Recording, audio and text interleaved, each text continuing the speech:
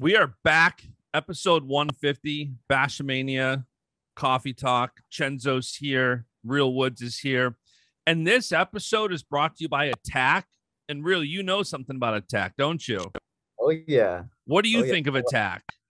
Attack is the go-to place to really organize your training lifestyle. You wake up in the morning, you choose your breakfast, you got to choose the right breakfast, right? You got to make sure you're consuming the appropriate nutrients. So you go in the Attack Attack app, it has that for you. You go to your first workout, you're designing your workout plan, it has all that for you. It has the whole structure.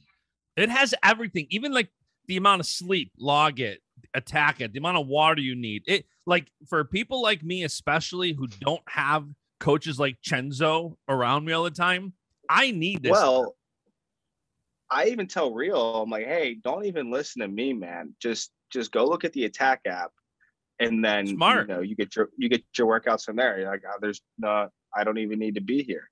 Humble coaching, yeah. Humility, it's key. You got to know what you're good at, right? Yeah. So guys, go download the Attack app, ATAC. It's a mentality mentor, nutritionist, all that good stuff in your pocket. Download the Attack app. All right. Cenzo, Real. I don't know how long we have Cenzo for because he's soaking wet, dripping sweat from rolling around. Yes. Cenzo, who are you just rolling around with? Yeah, I was just wrestling with Ben Hannes for a little bit. He's a little bit bigger than you. He is, but when you got muscles like this, and you can wrestle with whoever you want. That's true. Real, can you attest to that? Oh yeah, for sure. So it's a little too highly, but yeah. I guess that's a good segue because I want to start with the dynamic between you two. Real, what has it been like for you having Cenzo in the room as a coach? It's humbling. Be honest. No, honestly, it's really humbling because, I go in the room and I feel like I could just dominate whoever's in front of me. And that's just my mindset, just as a wrestler stepping onto the mat. But, having Cenzo there and him working me when I need it is absolutely necessary for my development.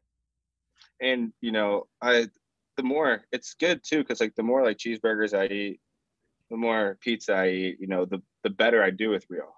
And I think it's a direct correlation, to be completely honest. It's just like the fatter I get, the better chance I have. I got to use that weight to my advantage.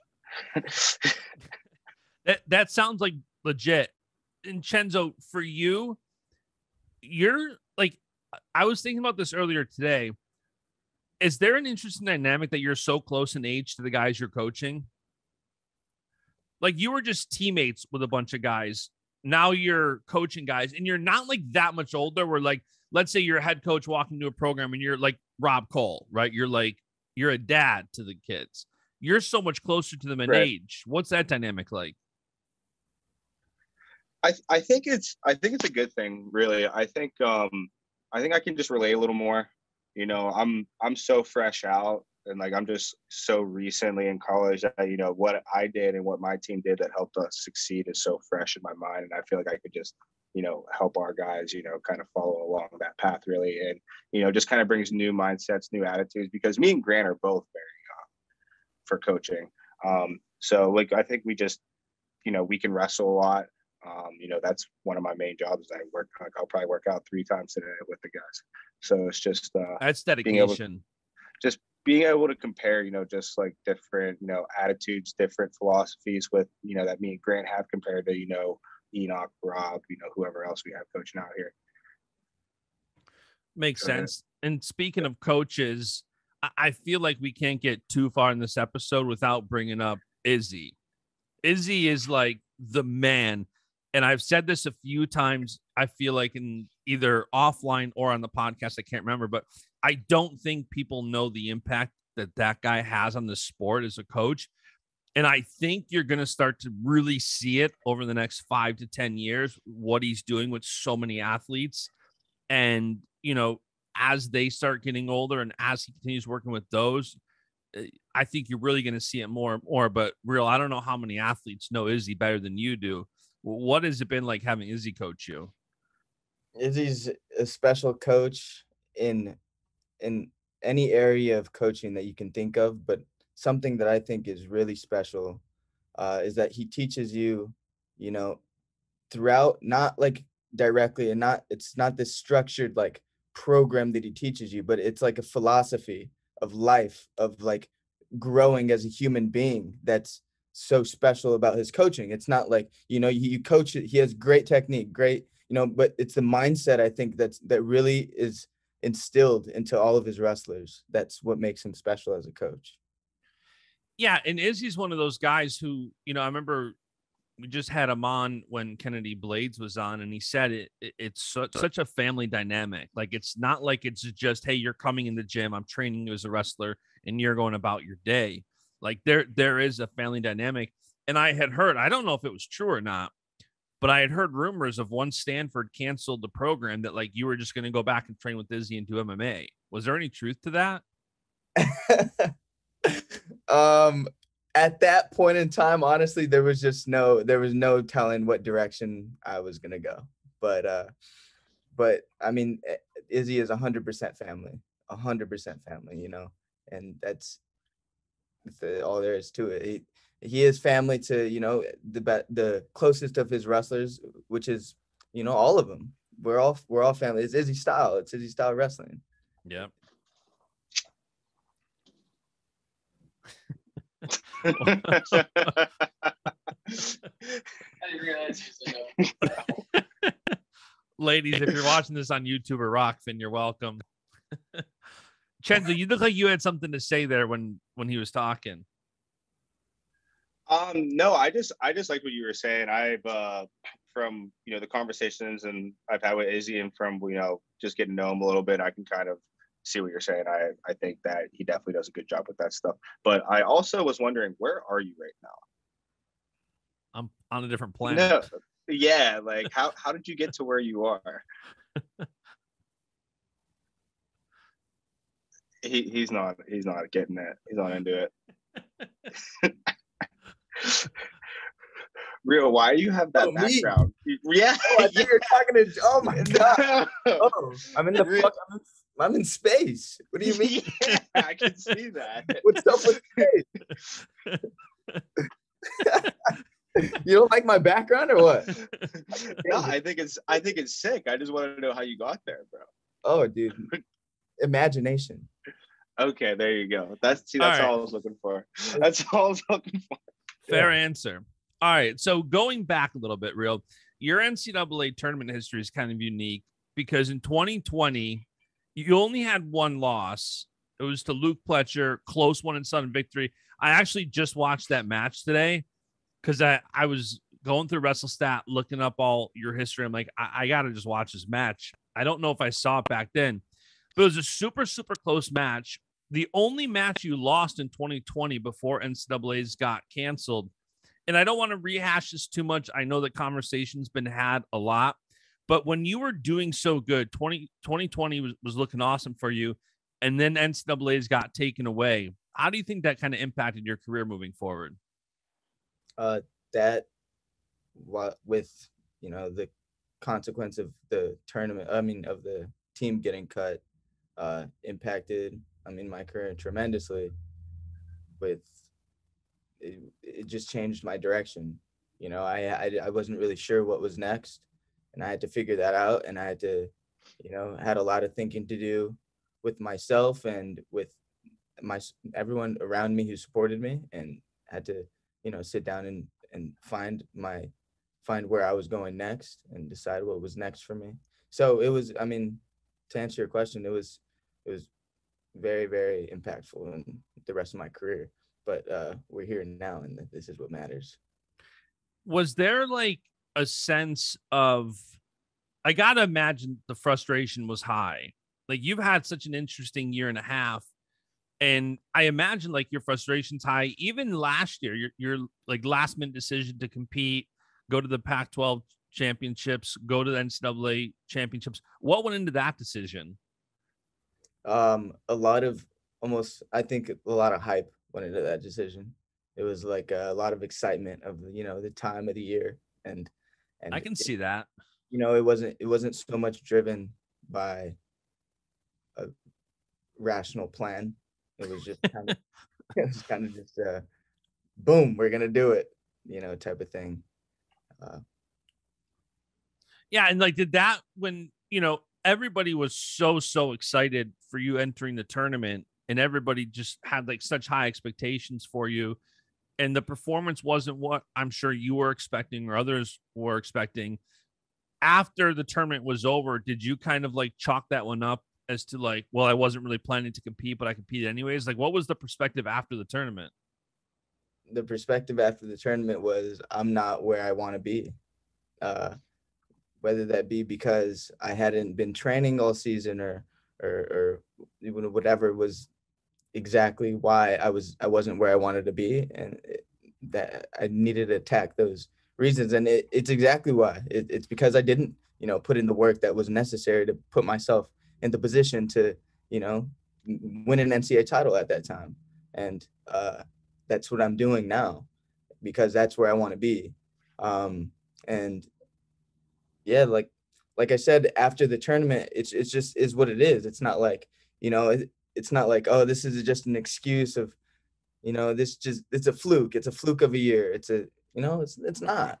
No, I decided to go compete out there, and I'm going to take responsibility for what I didn't do, you know, and what I did. And Justin, after, you know, getting to know him a little bit and stuff like that, after you asked that question, I could have gave you the same answer, man. He's just, you know, not the type of guy that's going to be like, you know, I didn't train. It is what it is, you know, and you could see it, you know, you see it when he comes in here, you know, he kind of has it in the back of his mind, right? Just like I could see it in his training. I could see it in his attitude. You know, he knows that how good he could be and how much work he needs to put in to get to where he wants to be. And he does it. And it's, you know, it's fun to watch. And you see it happen, you know, over time. He was hurt for a little bit in the fall. He was in here every day, you know, doing what he can to put that work in, make sure he's good to go for, you know, springtime. So it's cool to see. I'm looking forward to the rest of the year. Well, it's funny too, Cenzo, because we were talking like, I think it was after you and Luke were on the podcast. We were texting after, and you said like, you guys better be ready for like really show up at the Southern Scuffle. Then he goes out, and obviously that prophecy was fulfilled. I mean, you know, winning that tournament, looking so good, but going back to NCAA's last year too, like you had all those thoughts, like I'm not where I want to be. And at the same time, it's so confusing because the program's cut. So it's like you want to kind of buckle down and get really serious. At the same time, you don't know what the heck is happening. What was it like for those couple of months? Because then you get the news in what, like middle of May, that the program was back? When we got the news that it was back, it was an interesting decision because there wasn't much clarity as to what the program would look like as a whole. You know, you didn't know Cenzo was coming to California. I didn't know what my coaching staff would look like at all. I didn't know what my teammates would teammates would look like. So it was absolutely confusing, and it was just a time of almost waiting until things got figured out in terms of the Stanford wrestling coaching staff and all of that, and even the support behind it, you know. And when all that got figured out, then was the time when I had to, you know, make my decision and what was best for me going forward. Had you given much thought to going somewhere else, or like how close were you to maybe not wrestling at Stanford? I did give a lot of thought. I mean, I would have been ignorant not to. Yeah. So yeah, I absolutely gave a lot of thought in going elsewhere, and could have easily made that decision to go elsewhere. Were there specific schools you were thinking about going to? Yeah, there were. Let it rip, dude. Right. Let it rip. I was thinking of Michigan, Michigan, Penn State, Iowa. Michigan, and Oklahoma State. Oklahoma State. Interesting. Yeah, cut down to 33, 25. What's that? So cut down 33, 25, Oklahoma State. What was it like? I'm making a joke. They cut weight. What was? I didn't get the joke, Cenzo. They cut weight. They cut weight. They cut weight, yo. They cut weight. Real, what was it like? Like, you don't know it. I want to say the window, if I remember correctly, was like 10 days before it was announced Cole was the coach. What was it like during those 10 days? Because I imagine like you're thinking, let's say Michigan, Oklahoma State, other schools, and then all of a sudden the program is reinstated. Were you like on the edge of your seat waiting for like who's the coach? It was actually interesting how they did it, how the process went through, because they kind of like had us involved in like the decision process, and the people, the head of the athletic department had us involved in like the discussion of who they were looking at, where we would go, you know what I mean? But I don't ultimately know how much weight that we held, you know, but we were involved in the discussion, so it was kind of. So you gave Cole the thumbs up. I mean, I did, yeah, but it was really interesting. Yeah, it was interesting the way that they did it, but yeah, I was involved in it, so I was kind of like, it was almost seemed as if I was there helping make the decision. Were you involved in the assistant coaches position choices? No. Well, yeah, he was, and he was like, he said absolutely not, and then Shane overruled him. And then boom, dang, Enoch was hired, and then they had to find a few other guys after that. Fair. Coach G baby. Yeah, I got to get out there to Cali because there's so many characters out there. I need to just like hit up the coffee shop, get some dinner. We got a crew. Real, you've obviously kicked it up a notch, as Cenzo has been telling me. Next 60 days, what do they look like for you? These next 60 days, I'm looking to peak my performance as a wrestler, you know, better than I hope to, after these 60 days, I look like better than I've ever looked, you know, on the mat. Technically, I've got to, you know, look how I can open and create more of my attacks, but and a couple other little things on the mat, but just putting in that work and continuing this consistent push, you know. What do you think you're most excited for when you look at the next 60 days? Seeing myself at the top, seeing myself and seeing in the stands, you know, making my family proud, making all those people who, you know, been on this path and on this journey with me, all of them proud. I like that. And I'm wondering if, I don't think this has been done before, but let's get Cenzo's opinion on it. When Burroughs just went to Norway, win his world championship, he's at the Penn RTC now. So Slay was in his corner, but he also had Mark Manning there, and Manning gave them the flag to run around. Is there a shot that Cenzo's in your corner in NCAAs with the guest coach appearance by Izzy? That would be. I don't. Yeah, here's the thing. We're super not opposed to that, but I don't think the NCAA is going to be on board for that. That would be so sick.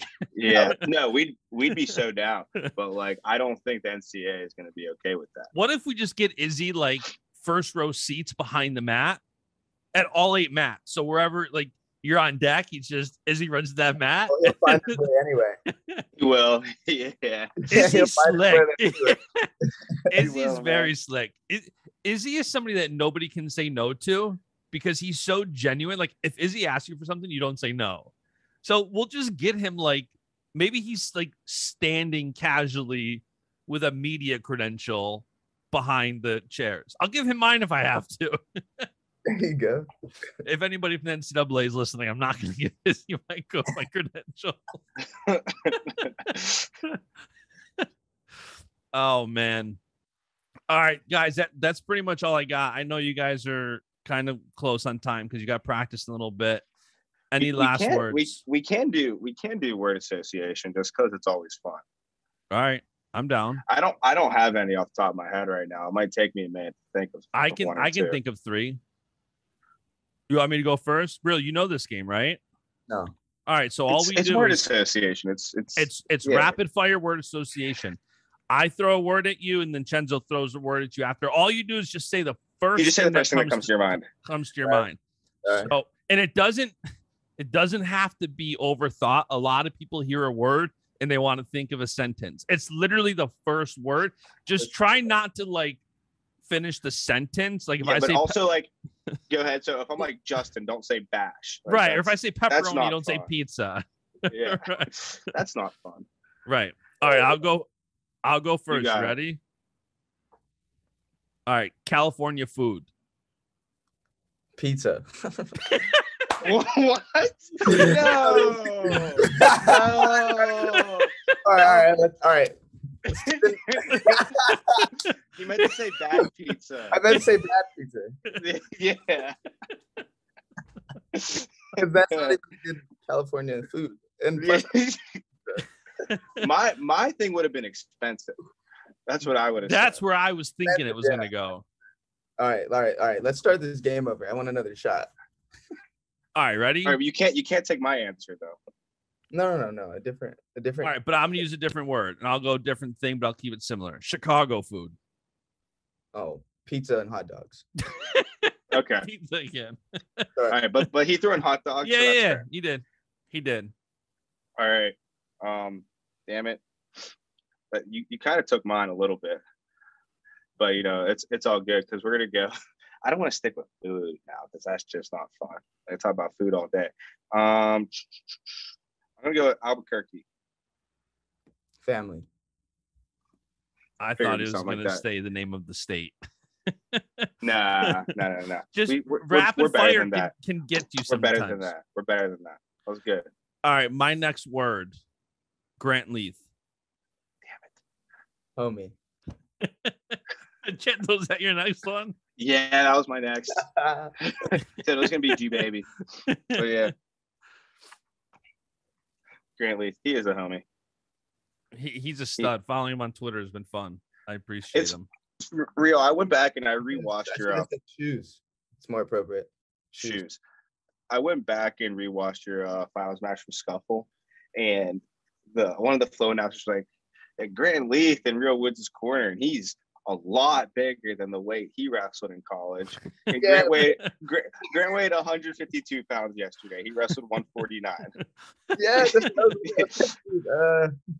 like G baby's lean and mean. Yeah, he didn't get that big.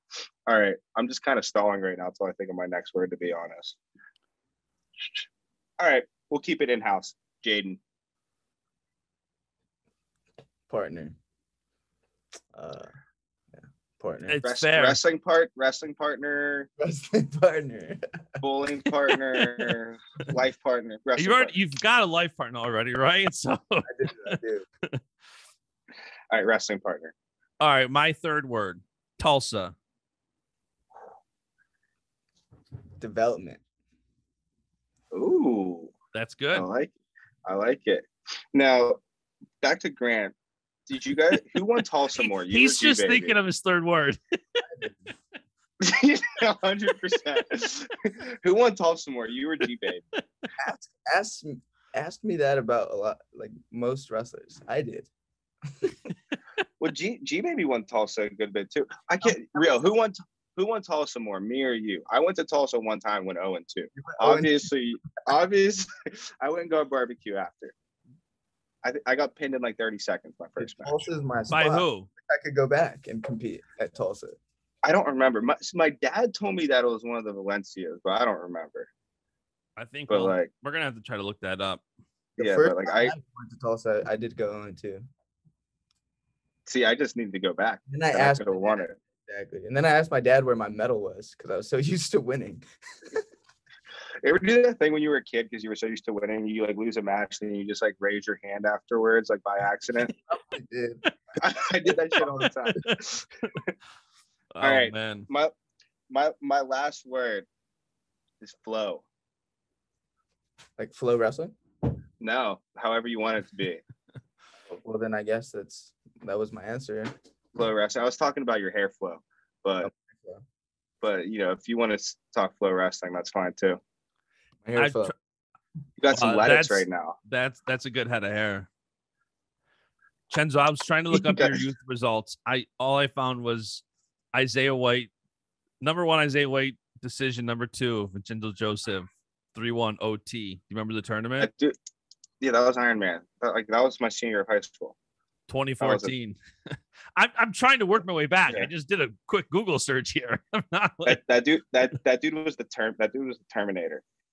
He just kept coming at me. It was like, I remember that match because I was running away the entire time. Really? It was like, it was like the most like lopsided overtime match ever. He was just like sprinting at me, and I'm blocking. Like, pretty impressive than that. You lost an OT just running away. That's what I'm saying. Yeah, I did a good job. That had to be a frustrating win for him. Probably was. It probably was. It was probably nice after he got it done, but at the time, yeah, he's probably like, this freaking dude. Just let me take you down. Yeah, man, I'm trying to find those Tulsa results. I went and watched my match with Zahid at Ironman. Me and Zahid wrestled at 106 at Ironman, and he beat me in the quarterfinals. And then I had a little temper tantrum after the match. But it's so funny because we're both tiny. On the mat. I had a little freak out like on the mat. And like you can hear my dad just, like, screaming the entire match. It's hilarious. Like the whole thing is just an absolute shit show. So highly recommend going and watch me and Zahid at Ironman, the quarterfinals. It's got to be archived somewhere, right? I just watched it. It's on YouTube, Flow, whatever.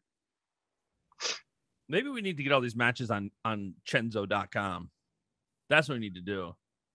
Put them behind a paywall. LG slots. Yeah, we need to get that. Have you heard about the new breakout 149-pound star wrestling for Pitt?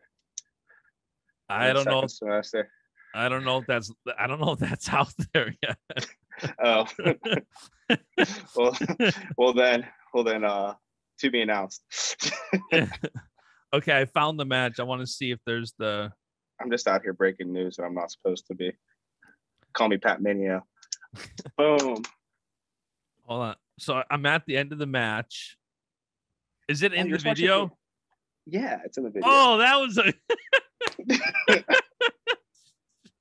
Hey, come on. Oh, that's amazing. I love it.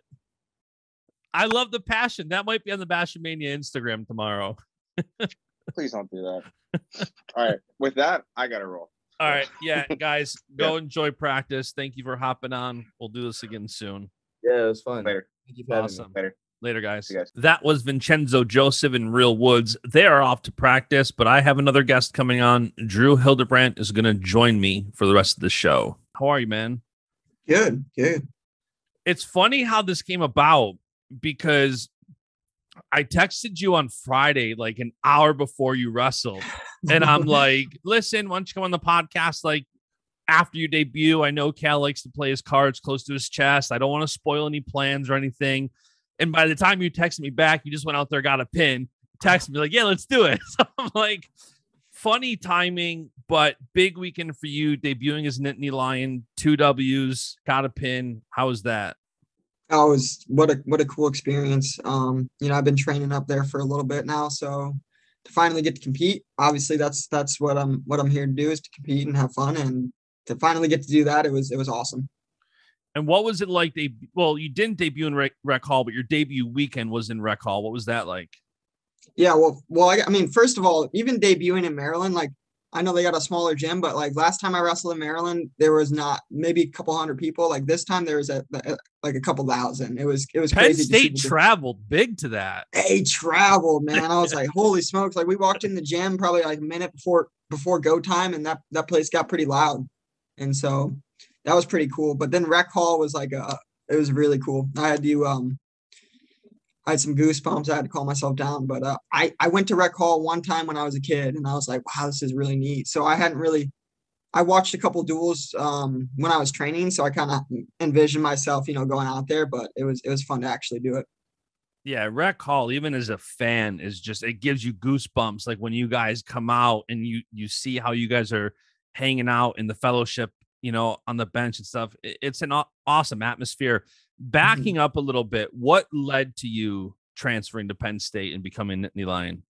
Well, I was actually like done with wrestling completely, actually. Like, so I think right before preseason started, right after Labor Day, I decided I was like, I don't know if I want to, go through with something if I'm not fully committed. So I was just kind of burnt out and done with the sport. Wasn't having as much fun as I typically did.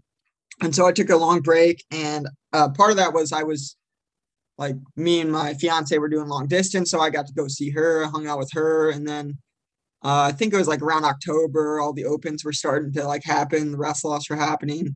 And I was like, man, I kind of miss like the structure, and I'm not really doing anything right now. I was like looking for jobs, but I knew I wasn't going to start working probably until like the following August. So yeah, I wasn't really doing much. And so I was like, well, why not throw my name and see if I can have a different experience? And I loved Central. What an amazing experience I had there. But 5 years at any program is a lot. So yeah.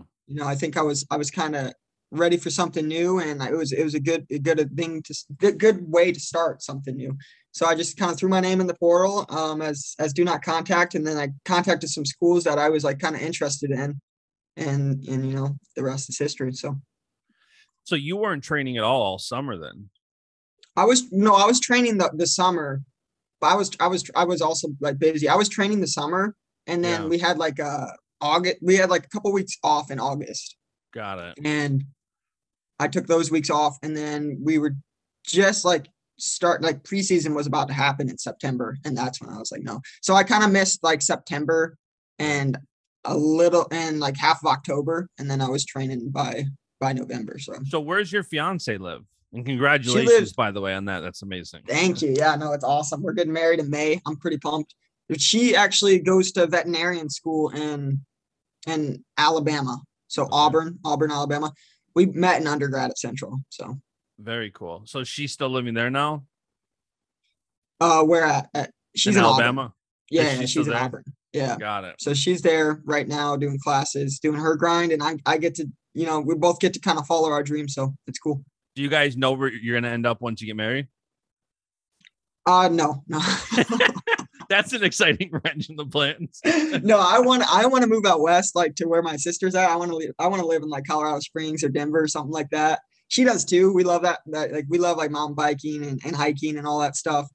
But I mean, wherever opportunity presents. I mean, luckily, I think her profession, she can get a job kind of anywhere. But mine, it's more where the opportunity goes. So, do you know what you want to do post wrestling yet?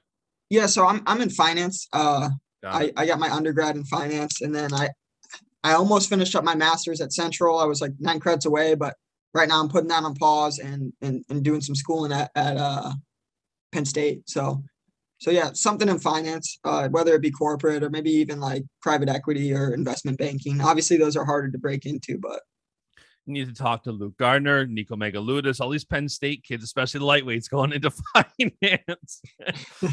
What do you think surprised you the most when you got out to State College? Everyone's attitude. I mean, everyone was like so like relaxed and like always just positive and fun, and just like no rush. Surprisingly, I thought like they were gonna be like when I like told Kale and the guys that I was going there. He's like, okay, yeah, cool. Whenever you can get up here. I'm like, oh, I'm coming next week, man. He's like, oh, sweet. I didn't really know when you were gonna come, and I'm like, yeah, man. So he didn't. It was just shocking to see how I guess how like fun and different everything was. So yeah, it's funny too to hear you say that because again, I know Cal and all the coaching staff at Penn State that they're very private guys. They don't talk about everything they're doing, even when there's a negative or a wrong perception out there. Like the perception is Cal's just out here hunting for everybody he can to put together this Yankees-like team to go in a championship. And what you're describing is the opposite. Yeah, he literally, it's just, I reached out to him and, he's like, yeah, we'd love to have you, and that was it. It wasn't like something like he's headhunting all these guys, but, So all the Penn State haters listening, take note to that, okay? Here you heard it straight from the horse's mouth. Wow. So how do you feel like you're progressing at Penn State? Last year NCAAs, I thought you did really good. You took fourth. I know you wanted to win it. You had two kind of close losses. They weren't like you were in another world. Obviously, anytime you wrestle Spencer Lee, he's one of the greatest out there. Coming out of that tournament, preparing now for this year, how do you feel you're progressing and trying to close that gap with the field? Yeah, I think a ton of wrestling, is mental. And so like I've been focusing on mental and just staying loose because I feel like sometimes I have good attacks, but I just don't let them always fly.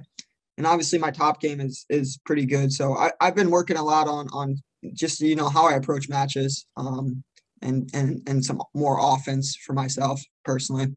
Yeah. And I'm assuming being in the room with guys like Roman and Gilman, like you have some amazing lightweights in that room. What has that been like?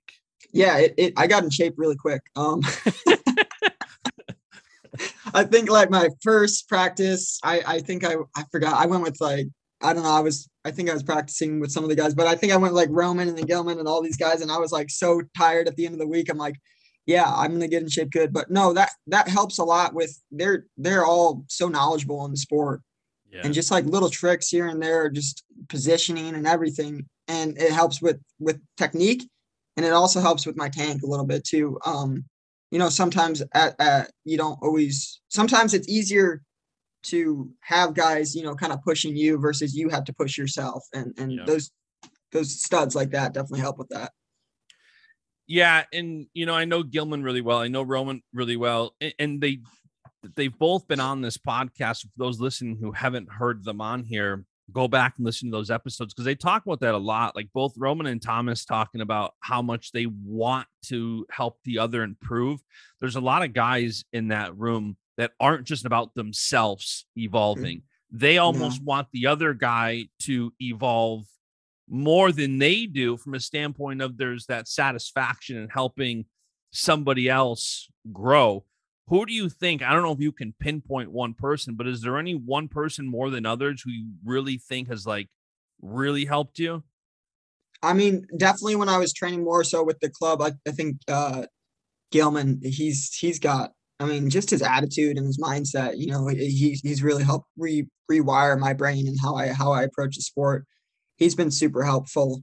And even some of like the bigger guys like Carter, his mindset too, he's super, super helpful as well. So just, I mean, yeah, I would say probably Thomas mostly. I mean, but you hit the nail right there. Those guys, they're giving you everything. It's like they're fully invested in me right away. It was really cool, and I wasn't like, I never really met Thomas, and right away he's like, oh, you could do this. Like, I see when you wrestle like this. And I'm like, dang, dude, thanks. I know. And he's low key one of those guys who I think a lot of people have a false narrative around him, more so before he got to Penn State. I think he's been a lot more vocal since Penn State. And once you get to know him, you definitely get to see his heart for others. And he has that heart. And it was interesting when he was on this podcast, one of the times, as soon as he got to Penn State, I asked him, like after spending all this time at Iowa, now you're a Nittany Lion. What's that like to obviously have a place for your heart in Iowa? You went to school there. You were a Hawkeye. You won there. And now you're a Nittany Lion. And he dove right in the trenches. What's it been like for you? You mentioned you spent 5 years at Central Michigan.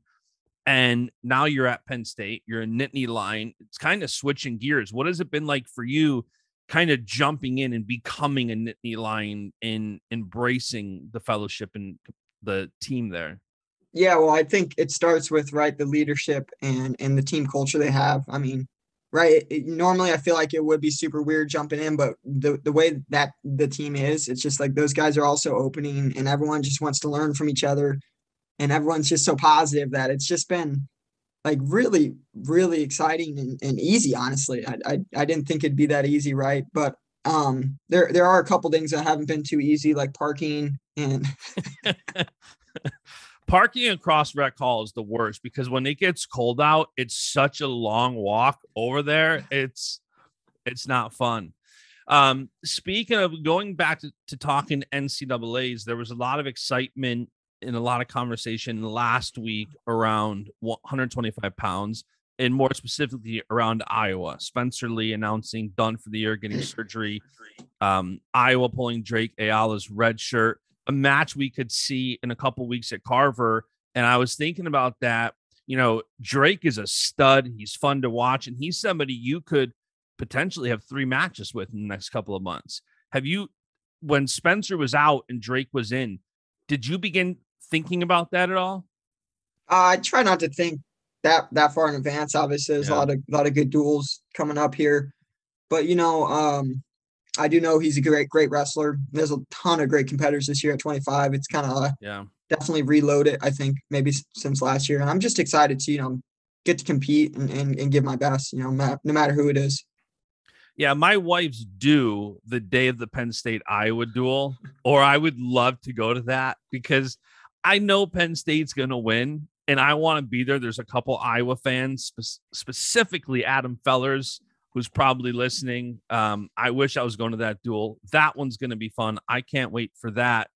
And switching gears a little bit, your sister, Sarah, amazing wrestler, amazing human being. What has your relationship with her been like? I saw you rooting for her throughout this world level success. What has that relationship been like?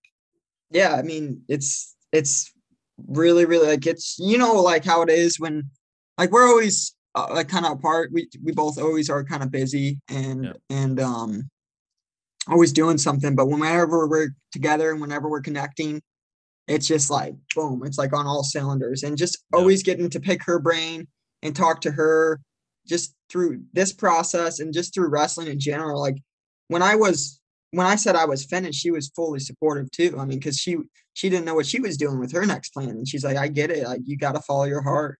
And then when I was back in, she was like, yeah, let's do it. What a great opportunity. And so, we're just always super supportive of each other and kind of like want the best from each other, like no matter what in any stage of life. It's family, and we always got each other's back. And so, yeah. Now, growing up, she's what, 3 years older than you? Yeah. Were you guys competitive at all with like? No, I think she's 4 years. 4? Okay. Yeah. Were you guys like super competitive with like who the better wrestler is?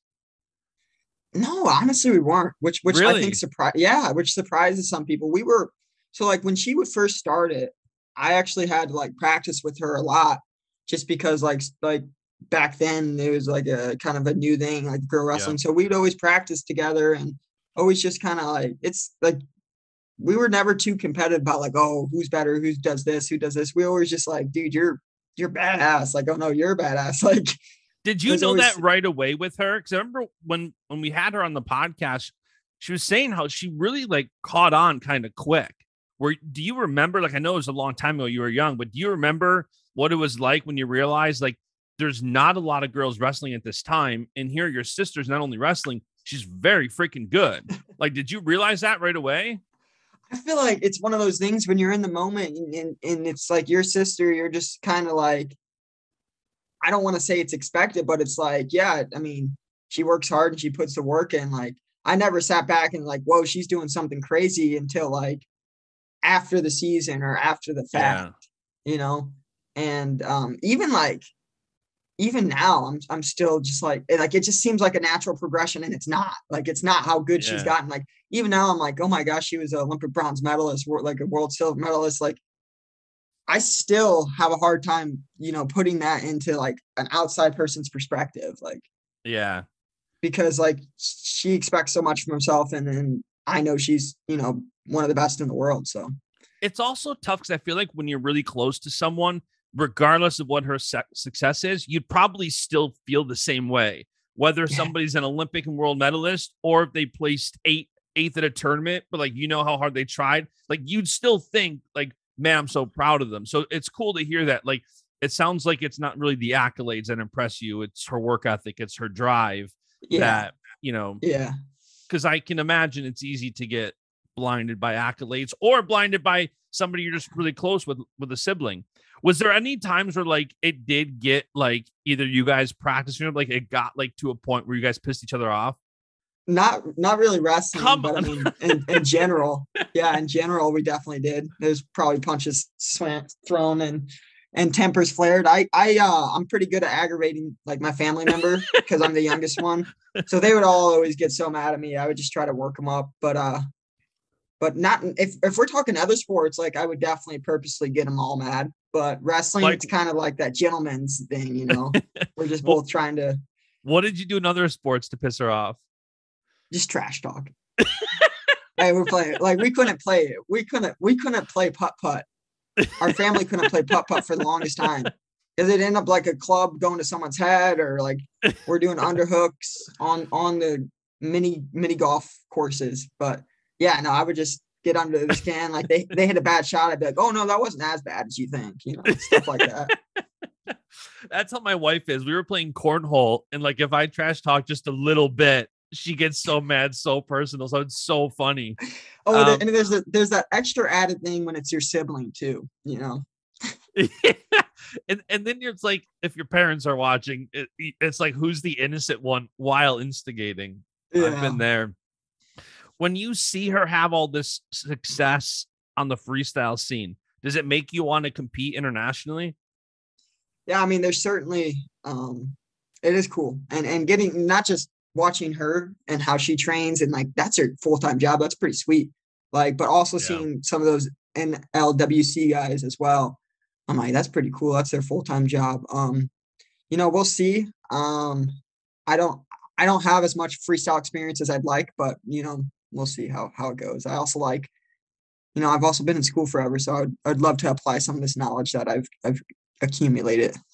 Yeah, and I feel like if you're going into finance and you look at the finance of wrestling, it's not the most lucrative sport to look at, especially when you start thinking economics and what's like. Hey, I didn't say it. It's one of those things with this sport. It's like, you know, I'm so thankful so many guys and girls do compete and follow their passion, because it's not just about how much money you can make. But I do wish, and I like the trend we're going in with NIL and even all the senior level clubs and endorsement deals and all that. It's been fun. On an NIL level, have you been doing anything with that? Or are you just kind of not worried about it, not focused on it, or what? Yeah, I'm not too focused on that. I'm kind of just, you know, I'm just kind of enjoying this run.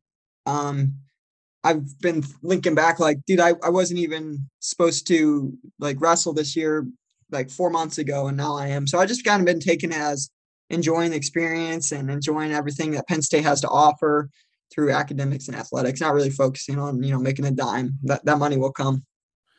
Yeah, and it's one of those things where you have to do you. You know, so many people are looking, and you've got some guys, you know, I do a lot of work with Roman. He's a good friend of mine, and seeing how hard he works for it and then seeing somebody else relax and not focus on it, it's great to stay in your own lane, where I know there's people who look and say, I got to be doing that, or I got to be doing this. Yeah, definitely. Yeah, Roman's social media is fun to watch. It is. I keep telling him I want him to post more. I'm like, dude, I love it.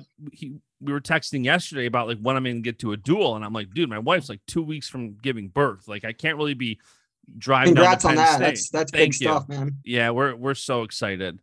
And I told him like I'd love to get to a duel. I'm definitely going to NCAAs and stuff, but I'm like it's tough being this close.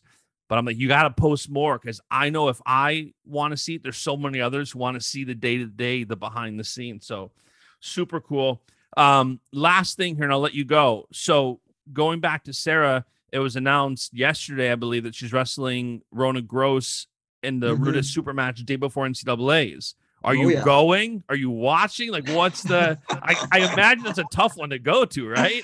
Yeah, I don't know. I don't know what my plan is for that yet. I guess I'll have to take that day by day, but I definitely am gonna be watching, and she's gonna kick butt, man.